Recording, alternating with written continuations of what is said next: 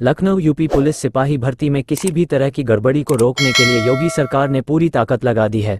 प्रश्नपत्र से लेकर परीक्षा केंद्रों तक सुरक्षा के कड़े इंतजाम किए गए हैं। इस बीच गुरुवार शाम से ही चारबाग रेलवे स्टेशन पर अभ्यर्थियों के आने का सिलसिला शुरू हो गया है। कुछ अभ्यर्थियों को अभी भी पेपर लीक का डर सता रहा है, तो कुछ अभ्यर्थियों का कहना है कि इस सरकार ने सख्ती की, ऐसे में पेपर लीक होने की संभावना कम है।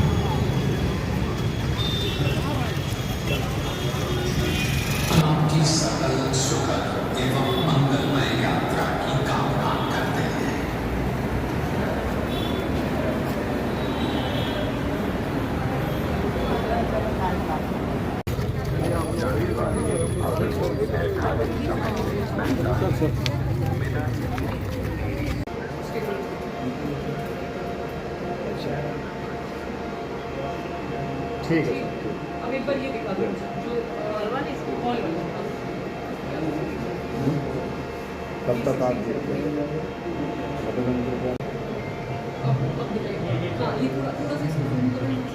सर जैन सर, नवीन की सर ड्यूटी यहाँ लगी है सीसीटीवी रेलवे स्टेशन पर। थोड़ा सा और जूम करिए। हाँ हाँ अपनी जगह पे ही बैठ जाइए और मैं बात कर लो यार थोड़ी।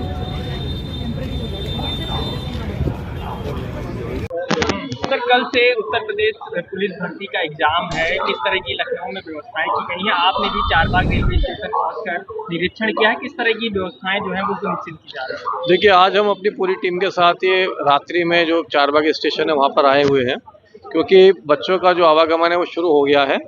क्योंकि कल सवेरे से ही परीक्षा है और पहली पाली 10 बजे शुरू होगी। सेंटर्स पे इनको लगभग 7 से 8 बजे तक पहुंचना पड़ेगा, क्योंकि वहाँ तमाम तरह की इनको फॉर्मेलिटीज़ भी पूरी करनी है। तो ये जो रेलवे तो बस स्टैंड जो है ये 2 साधन हैं जिनसे मेन इन बच्चे आएंगे। यहाँ ही कुछ बच्चों का इस बार होल्डिंग एरिया बनाया गया है, क्योंकि बारिश का मौसम है, बच्चे प्लेटफॉर्म के अंदर लेटते हैं या बाहर ओपन में लेटते हैं, तो परेशानी ना हो। तो पूरे लखनऊ में इस तरह के काफ़ी सेंटर्स की व्यवस्था की गई है, जहाँ जाके बच्चे रात में अपना आराम कर सकते हैं, सो सकते हैं, ताकि सुबह वो आराम से एग्जाम दे सकें। तो सुरक्षा के लिहाज से किस तरह के बंदोबस्त किए गए हैं और ट्रैफिक को लेकर किस तरह की? सुरक्षा में देखिए, ये ऑलरेडी जो सेंटर्स की ड्यूटी रहती है, लॉ एंड ऑर्डर की ड्यूटी रहती है, ट्रैफिक डाइवर्जेंस काफ़ी है, जो आप लोगों के माध्यम से, मीडिया के माध्यम से हमने सभी 2-3 दिन से हम लोग इसका प्रसारण भी कर रहे हैं, सोशल मीडिया के माध्यम से भी। और सुरक्षा की दृष्टि से हम लोग की यहाँ ATS की टीम भी है, मेरे साथ जो है वो RPF भी है। तो इस तरह की सारी व्यवस्थाएं की गई कि ताकि कोई गलत व्यक्ति इसमें कोई बाधा उत्पन्न ना कर पाए। तमाम जो पुराने सॉल्वर गैंग रहे उन पे भी कार्रवाई जो है, उन पे भी हमारी नज़र है। तो ये पूरा हमें उम्मीद है, पूरा विश्वास है कि ये जो परीक्षा है बहुत अच्छे माहौल में और बच्चों को कोई परेशानी ना हो, ऐसे माहौल में इस संपन्न होगी। सर महिला और पुलिस सर सभी तरीके के अभ्यर्थी हैं, तो क्या महिलाओं को और पुरुषों को अलग अलग शेल्टर में जगह दी गई है? देखिए, महिलाएं जो होती हैं ज़्यादातर वो अपने अभिभावकों के साथ आती हैं, तो उनकी भी कुछ ऐसे शेल्टर बनाए गए हैं। लेकिन ये वाला जहाँ हम लोग शेल्टर कर रहे हैं, ये मुख्यतः ये जो लड़के हैं उनके लिए बनाया गया। समुचित वहाँ व्यवस्था की गई है, लेकिन उसकी भी एक लिमिट होती है। तो वो अभ्यर्थी अगर वहाँ हर बच्चा तो गाड़ी से आता नहीं है, कुछ लोग मोटरसाइकिल से भी आएंगे, बस से भी आएंगे, क्योंकि राज्य सरकार ने इस बार जो बसें हैं उसमें मुफ्त किया है। तो ज़्यादातर हमें उम्मीद है कि बच्चे जो है वो रोडवेज की बसों से ही सफ़र करेंगे। मेडिकल अरेंजमेंट्स भी किए गए हैं। तीनों साल के स्तर से विभिन्न परीक्षा केंद्रों से आसपास के जो मेडिकल वहाँ संस्थान है, जो मेडिकल का वो स्वास्थ्य अस्पताल हैं, वहाँ पर लगभग 8 अस्पतालों पे जो है व्यवस्था की गई है। जो जनपद लखनऊ के विभिन्न अस्पताल हैं, सिंक्रोनाइज करते हुए कि कितने केंद्रों को कहाँ से सुविधा होगी, किस अस्पतालों से, ऐसा टीमों द्वारा अपनी टीमें लगाई गई हैं।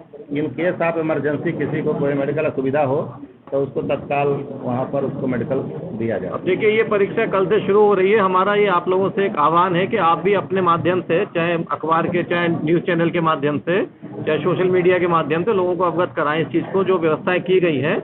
और हमें पूरी उम्मीद है, पूरा विश्वास है कि इस बार जो परीक्षा होगी बहुत अच्छे माहौल में होगी, साफ़ सुथरी परीक्षा होगी, और जो बच्चे मेहनत करते हैं इसके लिए, उनके लिए एक बहुत अच्छा अवसर होगा ये।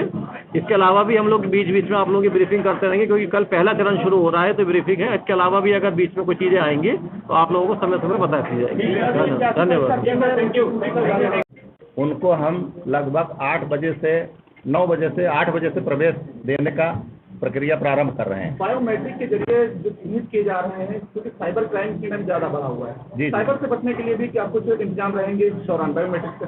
सर आप ऐसे महसूस करिए कि लखनऊ पुलिस में जितने भी प्रकार के विभाग हैं, साइबर क्राइम सेल, क्राइम विभाग, DCRB, NCRB, सबको एक साथ स्टैंड बाई हम लोग करके रखे हैं। यदि कोई ज़रूरत पड़ती है, केंद्र से कोई सूचना आती है कि अमुक व्यक्ति का क्राइम रिकॉर्ड क्या है, तो हमको तत्काल वहाँ से वेरिफिकेशन करने में कोई समय न लगे। साइबर की टीमें एक्टिव कर दी गई हैं, तो कोई दिक्कत असुविधा होगी नहीं। सर 8 बजे से लेकर कितने बजे तक, कितने घंटे मतलब? सर परीक्षा 10 बजे से शुरू है, तो जो 9:45 बजे तक भी विद्यार्थी आ जाएगा।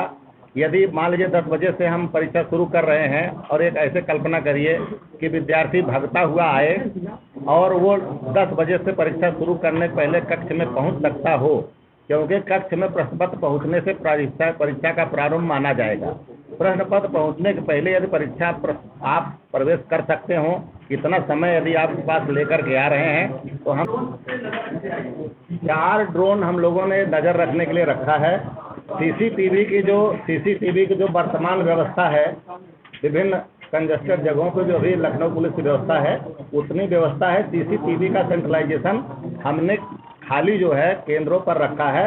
रास्ते में रखने की व्यवस्था के लिए कोई अतिरिक्त आवश्यक, सामान्य जनता रोज कभी 40,000 विद्यार्थी लखनऊ में आके कहाँ घुस जाएंगे पता नहीं चलेगा, ऐसा नहीं है। इसलिए बहुत ज़्यादा इस पर हम लोग जब लखनऊ पुलिस तो पूरी तरीके से एक्टिव है, लेकिन अगर इसमें STF की बात की जाए तो STF को भी एक जिम्मेदारी, तो उनका इसमें क्या कुछ रोल रहेगा? सर ये पूरे प्रदेश की STF का स्तर प्रदेश स्तरीय है, तो प्रदेश स्तर पर ADG STF को DG भर्ती बोर्ड द्वारा वहाँ से संबंधित सबको सभी विभागों को निर्देश जारी किए जा रहे हैं।